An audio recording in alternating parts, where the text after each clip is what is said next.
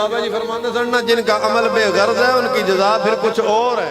वो जिहड़ी कुछ और है ना वो लैनी है। इन्हां गल्लां च नहीं पै जाना मेरी तस्वीर नहीं लगी, इन्हां गल्लां च नहीं पै जाना मेरा नां नहीं आया, इन्हां गल्लां च नहीं पै जाना भी मैं उत्थे नहीं दिसिया, मैं इत्थे नहीं दिसिया। ए बोर्ड तो पिछले पासे जिहड़े मुड़े खड़े उन्हां तो लग के ओ जिहड़ा आखिर उत्ते चैकिंग पे करदा ना, मैनूं पता होवे या ना होवे, अलामा साहब नूं पता होवे या ना होवे, ए बाबा जी जिहड़ा जुमला सानूं दे के ना बंदे दे टोटे हो जाण, लेकिन जिस वेले गल ए दिल च आउंदी है कि हुजूर वेख रहे, उत्थे केड़ा रह जांदा, सिर्फ हुजूर वेख रहे, हजूर मेरी गल भी वेख रहे हैं, जेड़े वो मुड़े मेहनत कर रहे हैं वो भी वेख रहे हैं, जिन्हें सारा पिंडाल सजाया उन्हों की मेहनत भी वेख रहे हैं, निरा उन्होंने नहीं वेख रहे, उन्होंने दिल जो कैफियत चल रही है रसूलुल्लाह वो भी जानते हैं। मुड़ सानू किसी होरी नूं विखाणे दी लोड़ है तो फिर किवें काम करना है?